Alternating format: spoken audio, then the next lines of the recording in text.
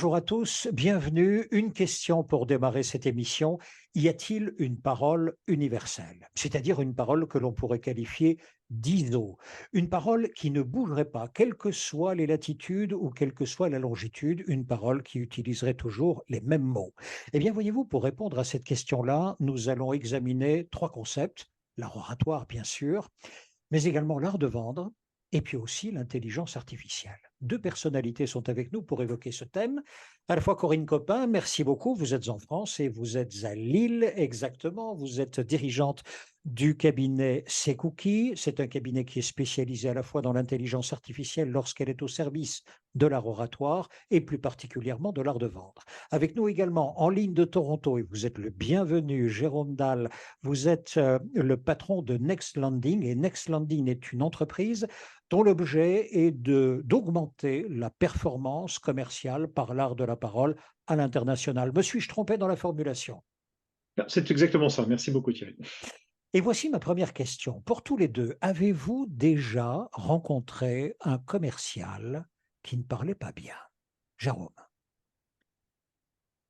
Oui, je pense que l'art oratoire est forcément une nécessité dans l'acte de vente, parce qu'on est à la fin de l'histoire, enfin, on raconte des histoires, on est là pas au sens péjoratif du terme, mais au sens positif du terme. C'est-à-dire qu'on est là pour raconter une histoire, pour raconter les raisons, enfin, pour dire pourquoi il est intéressant de s'intéresser à un produit ou un service et de mettre ça dans son contexte. Donc je pense que l'art oratoire est une nécessité et effectivement, certaines personnes s'y prennent pas forcément bien. C'est pas forcément une question d'éloquence, mais c'est que ça peut pas forcément que ça, mais c'est aussi je dirais, de savoir écouter, de savoir prendre en compte la personne qu'on a en face de soi, et puis justement d'être capable de mettre tout ça dans un contexte.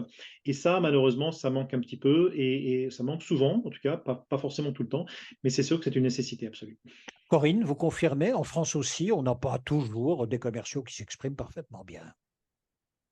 Je confirme, Thierry, effectivement, c'est une difficulté, un, de savoir bien écouter et deux, de savoir bien s'exprimer. Et encore plus, mais ça, on le dira après, quand on met l'interculturalité et derrière toute cette complexité, voire ces subtilités à trouver dans les échanges. Mais je confirme, effectivement, c'est très, très fréquent. Et c'est tout un art de savoir bien communiquer et bien vendre. Est-ce que l'intelligence artificielle, Corinne, peut aider l'art de vendre? Alors, comme je l'avais précisé, effectivement, l'intelligence artificielle, je dirais qu'il faut en tirer profit. Donc, quelque part, aujourd'hui, ça aide pour justement pouvoir anticiper. Aujourd'hui, on peut se servir assez facilement de ChatGPT et bon nombre de personnes le font et je trouve que c'est vraiment quand c'est bien fait, quand c'est fait avec intelligence, tout en gardant la personnalité ou les faiblesses, telles qu'on vient de le préciser précédemment, effectivement, ça a tout son sens. Pour moi, c'est vraiment une façon d'accélérer justement la croissance et donc derrière, effectivement, la performance commerciale, en gardant sa personnalité, sa singularité. Jérôme, vous aussi, lorsque vous accompagnez des équipes commerciales, par exemple à l'international, nous arriverons dans un instant sur cet aspect international, est-ce que vous aussi, vous utilisez des logiciels d'intelligence artificielle?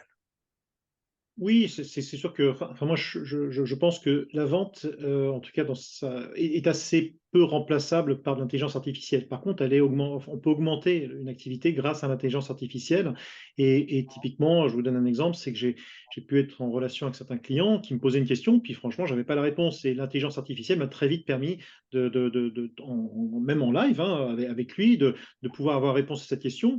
Et ça, c'est intéressant parce que ça permet en fait très vite de pouvoir amener de l'eau au moulin et de pouvoir rebondir et de pouvoir construire quelque chose ensemble. Donc ça, en fait, ça augmente, je trouve, l'activité qu'on peut avoir avec des clients, et ça permet aussi d'aller plus vite et finalement de mieux travailler in fine, et d'apporter plus de valeur, parce que je pense que l'avenir de la vente de manière générale, c'est dans l'apport de valeur. C'est-à-dire que c'est pas tellement une question de savoir, c'est une question de savoir articuler différents éléments d'organisation, de produits, de services, et de savoir en fait mettre ça à disposition des clients, parce que eux, ce qu'ils attendent, c'est qu'on utilise notre intelligence et qu'on utilise derrière tous les outils qui sont à notre disposition pour les aider en fait à accomplir leur mission ou leurs objectifs. Donc l'intelligence artificielle, en ce sens, est un des outils qui permettent vraiment d'aider et d'accélérer les choses.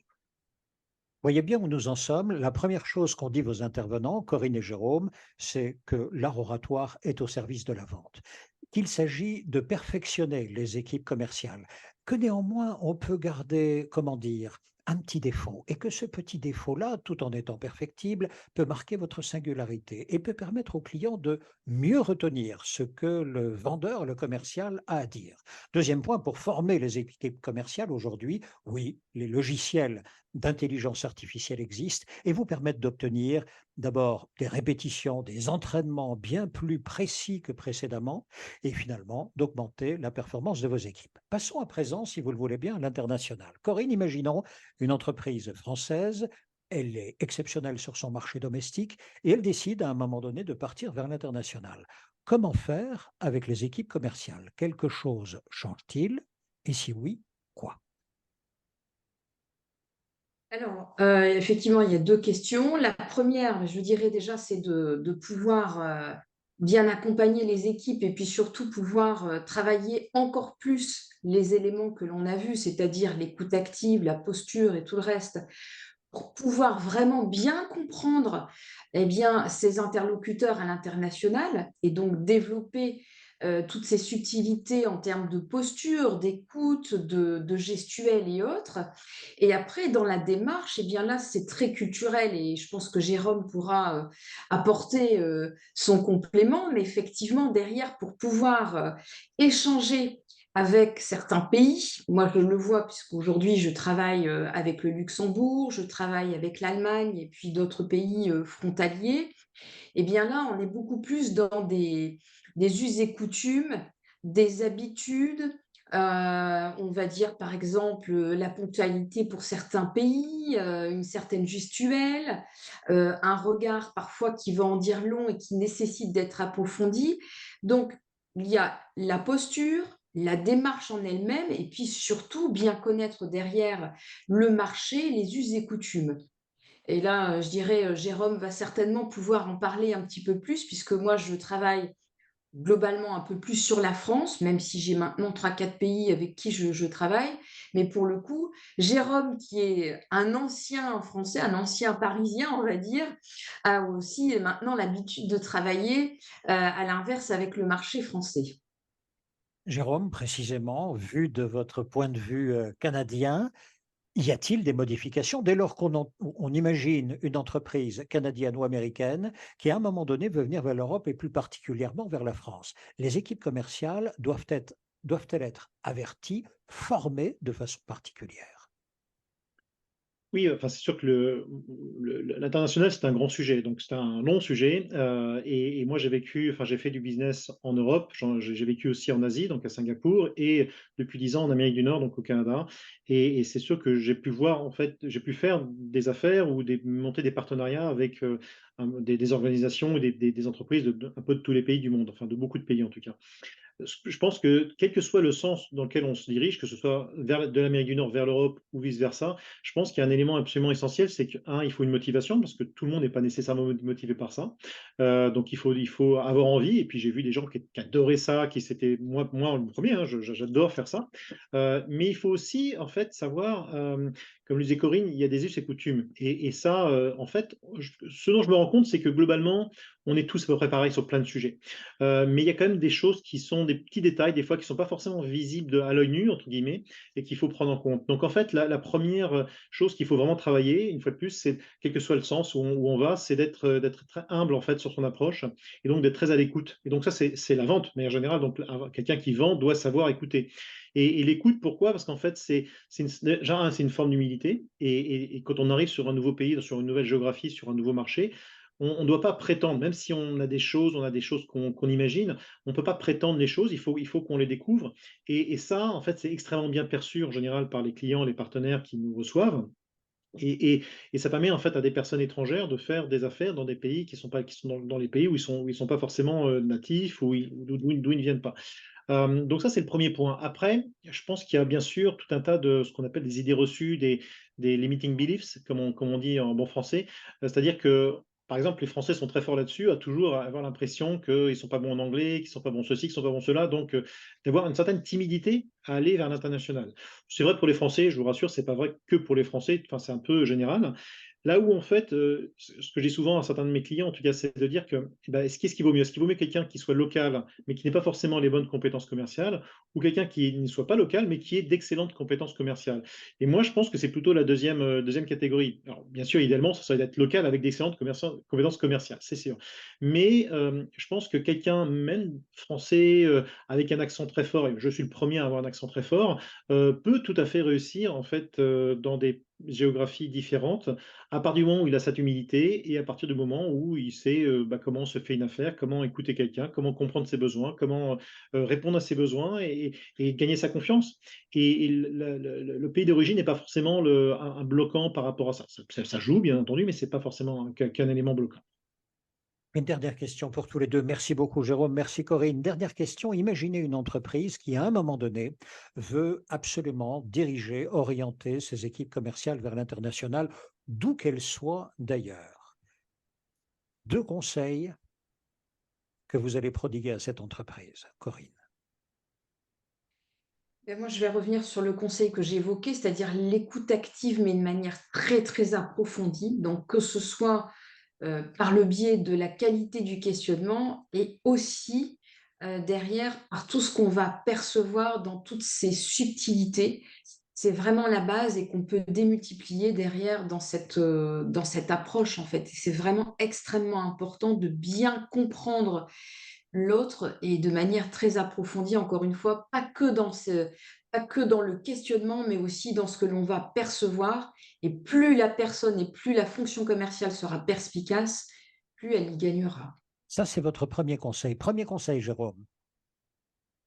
Premier conseil, c'est vraiment de préparer un maximum enfin, c'est de préparer un maximum, c'est-à-dire à la fois bah, planifier les choses, pas partir à la fleur au fusil, entre guillemets, et donc de monter ses équipes, de voir quelles sont les équipes qui sont candidats et qui ont envie de se coller à ces projets internationaux, et de préparer en ayant un maximum de contacts, d'interactions, en fait, c'est ça la vérité, c'est avec des acteurs locaux, parce que c'est comme quand on va voir un client, on apprend du client. Et ben, c'est pareil sur un pays nouveau, on doit apprendre du client, on doit apprendre des partenaires potentiels, des influenceurs, bref, de tout un tas de contacts. Donc, préparer et en multipliant le nombre de contacts, en fait. Deuxième conseil, Corinne.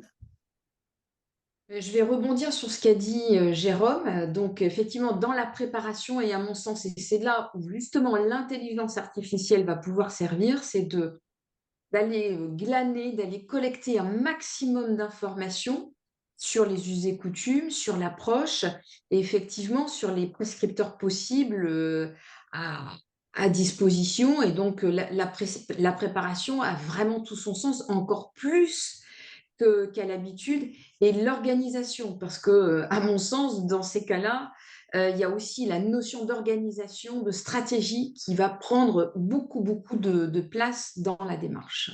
Dernière pépite, dernier conseil, Jérôme. Tester, valider, c'est ne pas se lancer dans des grands projets pharaoniques d'entrée de jeu. Je pense que c'est ça la clé du succès, c'est vraiment de se dire bah, on y va étape par étape, comme souvent dans la vie en fait, et de dire on se donne des objectifs très clairs, on fait une première étape, on atteint ces objectifs, on va à une deuxième étape, et de faire ça de manière, je dirais, posée et réfléchie au sens où ne pas mettre des objectifs non plus qui soient totalement irréalistes. Donc c'est en cela que les interactions dont je parlais tout à l'heure au début vont être utiles pour se dire, bah voilà aujourd'hui quel va être notre objectif raisonnable, on va dire. On atteint cet objectif et là ensuite on se développe par étapes, tout ça. Merci beaucoup à l'un et à l'autre. Allez-y, lancez-vous, passez la frontière, passez le continent. Et franchement, si vous avez à la fois le culot, le toupet, un peu d'audace, et puis une excellente préparation, et puis surtout de délicieux coach, franchement, que peut-il vous arriver? Merci beaucoup, Jérôme. Merci beaucoup, Corinne, à tous les deux d'avoir été en direct avec Merci nous. Thierry. Et puis, à un prochain numéro. Merci Thierry. À très bientôt, merci Thierry.